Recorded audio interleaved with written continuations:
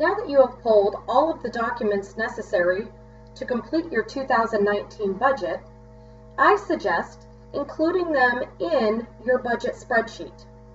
The required pages for your budget spreadsheet is going to include your spread, which is shown here. On the next tab over at the bottom is your comparison, which is shown here, as well as your forecast versus budget, shown here as well, and your reserve budget. I would also include a pie chart, as this will be helpful for your annual meeting. Include the 3-year overview. This is what is being pulled from GenArc. The 2018 budget, again being pulled from GenArc. And the ending balance tab down here, this is actually your balance sheet pulled from GenArc as well. Please note that most of the information that you're going to have in here is pulled from GenArc.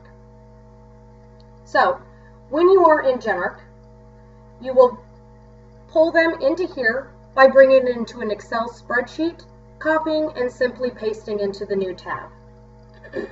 You can do this for the balance sheet here, the current budget, 2018, the 3-year overview, as well as the forecast versus budget. So, let's first look at the spread. This is the spreadsheet that will actually filter in to most of the other tabs or worksheets at the bottom of your page. As you'll notice, I'm going to click on this number here, and up here it shows equals spread exclamation point Q5. What that means is this number here is coming from the spread worksheet, coming from the Q column, and coming from row number 5. How to create that formula is by simply going back to the comparison spreadsheet. You click in here, equals, click on the worksheet spread, click on Q5 cell, and hit enter on your keyboard. You can do this for anything, including words. Legal reimbursement is actually equals spread exclamation point B7. So if I go to the spread worksheet, you will see that it is under row B, or column B, row 7. So, what we want to do is we want to look at filling out this information. Now, I've already prepared the 2019 budget, but we're going to go through this line by line. Where did we find the numbers? How did we get the information? What should we estimate? All that kind of information. So first and foremost, where did the 2018 budget come from? And where did this 2018 actual projected column come from? Again, 2018 budget. Let's start there. Where did this column come from? This actually comes from your worksheet 2018 budget. And it comes from your annual 2018 budget numbers. So basically, you're taking this information from this spreadsheet and you are putting it over here. Now, you can do that one of two ways. You can copy and paste. If it has the exact same rows as the previous year, you can copy and paste this column from this 2018 budget worksheet into your 2018 spread. Or you may simply carry it over using a formula. For example, in the spread worksheet, you will click equals, and then you will go to the 2018 budget worksheet. You will click on the dues income, total, annual, and hit enter. That will create a formula in here where it pulls it from the 2018 worksheet into your spread worksheet. The same thing goes for the 2018 actual projected. These numbers are going to come from the forecast versus budget worksheet. The forecast versus budget worksheet, as we discussed before, is from January through June 30th, 2018. Those are your actual income and expenses that happened on that property from January to June.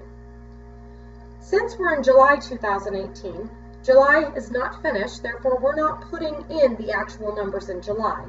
So this is the budget July through December. So what that does for us, let's say for example we're looking at the late fees row here. That says to us that January through June 2018, these were the actual late fees that were collected.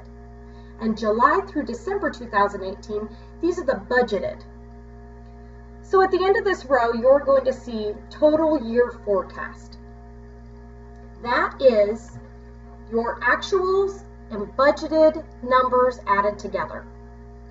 The next column over here is your total year budget. This is only your 2018 budget. These are not actual income and expenses. And then the last column here, this is your total year variance. This is the difference between the forecast versus the budget, the difference between those two columns. So for the spread, we are going to need the total year forecast. Now before you pull this information, I suggest you look through this spreadsheet fully. For example, you may scroll through this spreadsheet and notice that there is a big variance for mowing. There's a $2,000 variance for mowing. You had budgeted $10,410 and you've only spent $8,328 to date. That could be because you know that there is another few mowings that were completed in November. So if you know these amounts, enter them here. Now here's the tricky part. So let's say, for example, I know that there was $2,000 worth of work. I would enter the 2,000 here, but as you notice, my numbers aren't changing over here. Because when you carry it over from GenArc into a spreadsheet, the formulas do not carry with it. So you will have to enter in your own formulas here. So if I added 2,000, I need to make sure that my total year forecast is this entire row, which includes the 2,000. How we do that is we click on this cell here. Up here in the upper right, you'll see an auto sum button. Click on that and then highlight all of the cells that you would like to be summed together or totaled together and hit enter. Now this states that we have $10,328 forecasted for 2018 for mowing. Now my variance number didn't change either. If you need this number, it may be important to change this.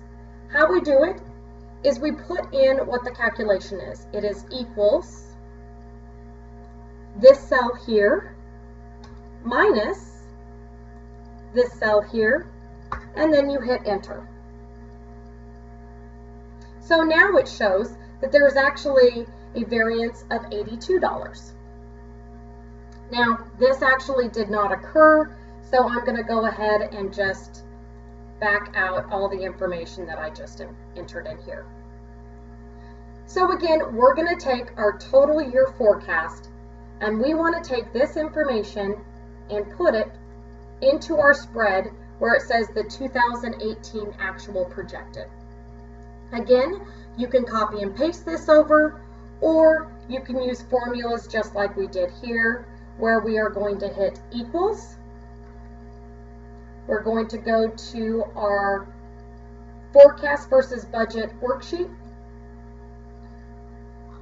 We're going to go up to the same that we had there, which was our dues income. We're going to click on this cell and hit enter on our computer, and it will automatically enter in that formula there for us. So it's important that we're putting our 2018 budget numbers here as well as our 2018 actual projected numbers. Those two columns are really going to help you understand what you want to put in for your 2019 budget. Also, you want to look at your 3-year worksheet tab. This is going to provide you information, what happened over the last 3 years, 2015, 16, 17, to get you where you're at today. So, for example, if you're not quite sure what your insurance is going to be, this would be a great place to look. Or if you're not quite sure what your electricity is going to be, this is a great place to look as well. As you can see, in 2015 the electricity was $2,900, jumped up to $3,250 in 2016. 2017 was $3,247. Well, now you're saying, well, what is the estimated 2018? That's when you can go back to your spread worksheet. You can look at your electricity, and here in the column R, you have your 2018 electricity estimated, actual versus projected. So you're estimating the electricity in 2018 will be $3,286. You budgeted $3,360. So very interesting numbers for you to remember and to make sure you have entered in here. Now I have a few errors in here because I want us to correct them together. When you're looking through your budget, when you pull your budget template, just don't assume that every calculation is correct. Don't assume that every formula is correct. You want to go line by line in your budget and make sure you have that information correct in there. So let's start at the top. We're looking at our dues. They have annual dues. It is $810 based on the fact that they have 161 units. I have entered in equals 810 asterisk, which is a times, 161. And then you hit enter, and that gives me 130,410 in my annual dues. As you will see, the 2018 budget was 130,410. Projected is 130,410. We're not increasing the dues in 2019, therefore it's the same amount. So you want to go through and do this for everything. You want to look at your late fees. And let's say you budgeted in 2018 $230, and you projected $289 for 2018. That doesn't mean that we need to increase our dues income budget. You just need to take an estimate of what you can estimate for 2019. So I'm actually going to keep it at a $230 income budget. When you come to legal reimbursement, this is an important line item for you to look at and make sure that you have legal reimbursement income offset by legal reimbursement expense. Now, when looking at this budget, I notice I have legal reimbursement income, but I do not have legal reimbursement expense. What is legal reimbursement? Legal reimbursement is when you file a lien or your attorney sends a demand letter, something that you're going to bill back to the homeowner, but that you're also expecting to receive an income back from that homeowner. Your legal reimbursement income should offset your legal reimbursement expense. So what we need to do here is we need to add a row for legal reimbursement. So you're going to right click here and you're going to put insert. That is going to insert a new row for you. What you also want to do is you want to make sure that you have the GL code for what this is. Again, this is one of those things that you want to check with accounting to make sure that you know what the GL code is. I know the GL code for legal reimbursement is 601022. So I've entered that here. I tab over and I put legal reimbursement. And again, I want it to match my income. So I'll tab and put a 0 in here, 0 for February, but I'm going to put 50 for March because I notice that there is a $50 $50 income in March, so I want a $50 expense in March. So again, I'm making it match all the way across. Now, I get to the 2019 budget, and there's no number there. So again, I want to come up here to this button up here that says Auto Sum. Click on that, and make sure the row that you want is highlighted, and hit Enter. Next to it, you'll also notice that there's no number for the 2018 budget. That's okay. Go ahead and enter 0 here, and 2018 actual, go ahead and enter 0 here as well, because you didn't have anything in 2018. Now what you change on your spread, remember as I said in the beginning, a lot of information comes from the spread and populates over. So that means that we need to look at our comparison worksheet, because under legal, it should say legal reimbursement, accounting, audit. So let's go to our comparison worksheet. And we see here it says legal, but then it jumps right to accounting, audit. We need to have legal reimbursable in between those two. So what I want you to do is you're going to right click here and you're going to insert. So now you have this open gap. As you can see here above, this says equal spread exclamation point B14. That means it's pulling from the spread worksheet from B14. So we can do the exact same formula here, and we're going to say equals, go to our spread worksheet, click on legal reimbursable, and hit enter. Now it appears there. We want to do the same thing here. We want the 2018 budget for legal reimbursable. So hit equals, go to your spread worksheet, click on the 2018 budget, and hit enter. Same thing for 2018 actual projected. Equals, go to your spread worksheet, click on the 2018 actual projected for legal reimbursable, hit enter. And finally, the last one, the 2019 budget for legal reimbursable, equals, go to your spread worksheet, click on the 2019 legal reimbursable, and hit enter. You now have it populated in there. So let's go back to our spread worksheet and continue working in here. So you want to look at your interest income. Look at your transfer to reserve. Now, the transfer to reserve fund, you may end up entering this in at the very end of completing this worksheet, because you may find areas where you can increase or you need to decrease. So this one, I'm just going to go ahead and put this at a 0 for now, because honestly, I'm not 100% sure how much we can transfer to the reserve. Let's look at our management fee.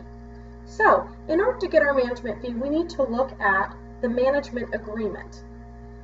So, go back to the contracts that you pulled, and here's our management agreement. I'll zoom in here so you can see that if we scroll down, it says the management fee effective January 1st, 2019 is going to be $1,082. So, let's go back to our worksheet and make sure that yes, $1,082 is the management fee beginning in January 2018. But oops, we'll notice that the total is not over here. So let's make sure the total is correct. Go back up to our sum, all the way across, and hit enter. Now wait a second, I'm looking at this, and hopefully you'll notice that there's something a little bit different happening here. If you look at legal, and we look all the way across, we can see that it only totals $400, but why is it $12,000? There obviously is an incorrect formula in here. So this is very important. This is why I tell you always check your formulas. So you can do the exact same thing by going up here and hitting the sum and entering, or you can make it a little bit easier on yourself and you can click on the very top one, right click, hit copy, and then you can click on the next one below or several of them below, right click, and hit paste. Now what that has done is that has put the accurate in each one. So now you have the accurate formula in each one of these. Now if you would like to make all these look uniform, or you have a line under this one and you want to add a line under this one, not a problem. You click on that cell, come up here, and select bottom border. Now you all obviously want to make sure that this number is correct as well. So this is the total administrative expense. So you can come back up here to auto sum and hit enter, and yes, it is accurate. So let's go back through. Make sure that legal reimbursable, $100, is the same as your legal reimbursable up here for income. So we continue to come on down and we look at each line item to make sure that it is accurate. We can look over here at our 2018 budget, our 2018 projected, our 2019 budget. What anomalies do you have? Look at all your contracts, everything that's happening. So let's also come and look at this FSR lien fee expense. Now what this is if you have a lien fee expense. Now the interesting part is you need to have income to offset this. If you have a lien fee expense, that means that you're going to bill that back to your homeowner. So I would hope that you would have income coming back from the homeowner. So as you can see here, we have FSR lien fee expense, but up here in the income, there is no lien fee expense or lien fee income. So we want to add that in there. Now I do know the code is 404070. So we want to make sure that it all goes numerically in order. So we're going to right click here and we're going to insert. So it's 404070. And the GL name for that is going to be lien fee income. So again, we want that to match our lien fee expense, which is these numbers here. So you can highlight them if you'd like. You can do Control-C on your keyboard, which will copy it. You can highlight the exact same up here and hit Control-V on your keyboard, and that will paste it. Again, it will not automatically come up with the formula over here, so you're going to want to hit Auto Sum, highlight the cells that you want to have added, and hit Enter. Since this did not happen in 2018, nor was budgeted, you'd select zeros for here. Now again, what you add or remove from your spread, make sure that it is carried over into your comparison. So you have your late fees, lien fee income, legal reimbursable. So if we go to our comparison worksheet, we have late fees, legal reimbursement, but we do not have our lien fee income in between. So let's right click here and insert.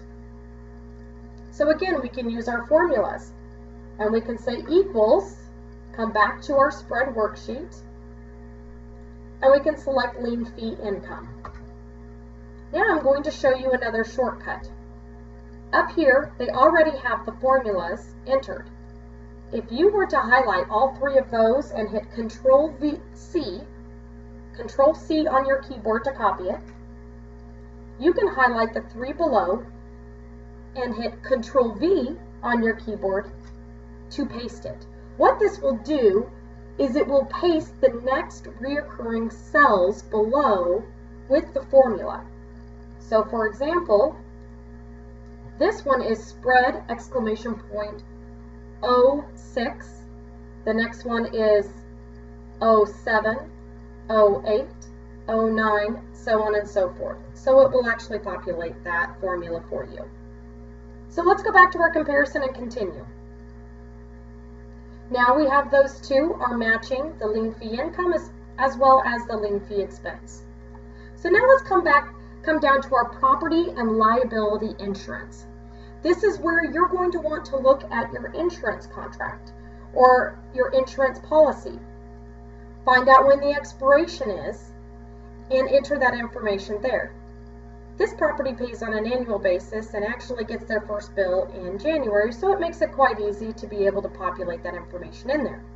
Now obviously again, if you'll notice here, the formula has not populated over.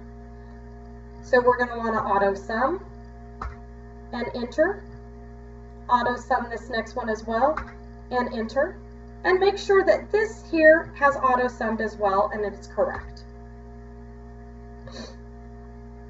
The good part about going line by line, it ensures that you have gotten every single expense and income that is necessary. Electricity. Now this is quite an interesting one that you want to look back when you're looking at utilities. You want to go down to your worksheet at the bottom, your 3-year, and you want to look at those utilities for the last 3 years because you want to see an average. How did it increase? How much did it increase by? Will that be consistent? You can actually reach out to your utility companies and ask for an anticipated increase. They may already know that in 2019 there's going to be a 7% increase on your water utilities. Also look at your forecast versus budget. If you're wanting to find out when does the water increase, when does it decrease? So you can actually come down here and look at the increase, decrease, or steady rate for each one of your utility expenses.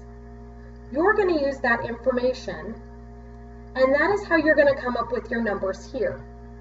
Now, you may come up with the numbers because you have a contract. For example, trash service.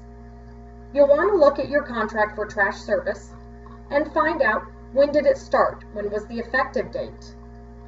This one was effective January 1st, 2017, and it renews annually. So it's going to make your budgeting pretty easy. But you'll also see that it has a price increase not to exceed 3% per year. So on an annual basis, I'm increasing my trash expense by 3% for that anticipated potential increase not to exceed 3% per year. And again, we want to make sure over here that all of our formulas are populating correctly. So we can copy this one that we have populated correctly, we can paste it, and then we also want to make sure that this number is accurate as well. And again, if you'd like to make everything look nice and neat, you can hit this cell here, come up here, select bottom border, and now you have a bottom border there. The same thing when you come to your land services. In your land services, this is where you're going to look at your landscaping contract and pull the information from your landscaping contract. So in this landscaping contract, it actually schedules out how many mows. You're going to have 30 mows in the year for an annual cost of $10,410. So you want to make sure that you're dividing that up. What months are you going to have the mowing? Don't just spread it across the entire year because obviously they're not going to be mowing your property in December while there's snow on the ground. Turf applications, that's going to be your chemical applications. When do they apply those? Are they spring, summer, fall? Make sure that you're budgeting those when they're actually applied. So when you come to your spread, that's where you're going to populate all this information. So again, making sure that all your formulas are accurate, come over here and hit your auto sum. Again, you can copy this cell and you can paste it on all the other ones below, as that will auto put the formula in there for you. And again, making sure that this last number here is the total of that entire column. Clubhouse maintenance, if you have a clubhouse, put that information in here. How many times do you have maintenance? Is it routine maintenance? How often do you have cleaning supplies? Is there tennis court maintenance there? So here again, we want to make sure that we have all of our columns added up correctly, all of our rows added up correctly, and even making sure that this bottom number here is everything in that column totaled correctly. Do you have a pool? This is the same thing. Look at your pool maintenance contract. How much is your contract? Do they charge you monthly? Is it one lump sum? How does that work? Chemicals. Do you purchase them at the beginning of the year, such as this contract? They purchase at the beginning of the year. Pool supplies, pool repair, some of those are going to be estimated. Pool phone. Do you have a pool phone? Is it required to even have a phone at your pool? there are actually some counties and cities, such as this one that this community is in, that does not require a pool phone. Permits and licenses, how much are they? When do you typically pay them?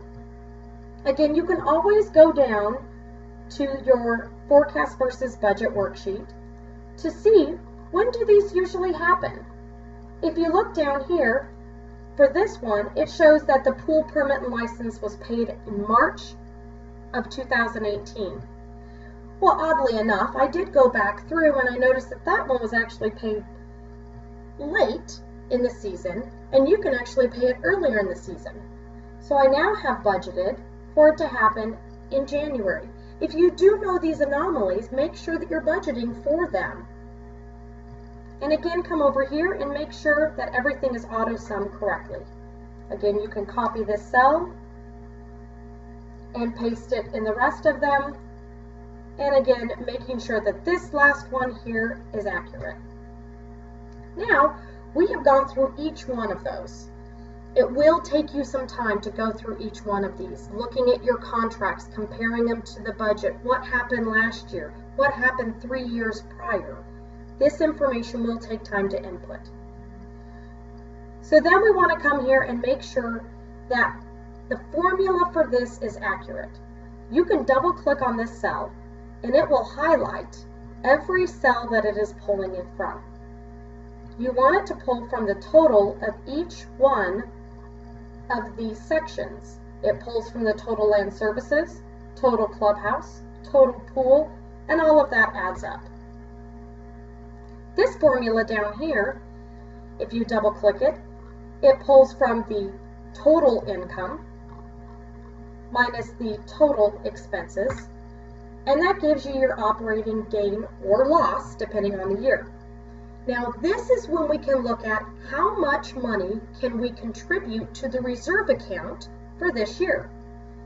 If we have a total of $18,000 that is left over at the end of the year after all of our operating expenses have been entered in, this is where we can say we feel comfortable contributing $15,000 to the reserve in 2019. That's where I'll come up here in January. If you have annual dues, you typically contribute them at the beginning of the year. And I'll type in minus 15000, so minus 15,000. Make sure it populates over here. Make sure it's added into here. And when you scroll down to the very bottom, you now have a net operating gain of $3,495. So, we have completed the spread portion of your worksheet. Now that doesn't mean that we're done, so now we need to look at the next.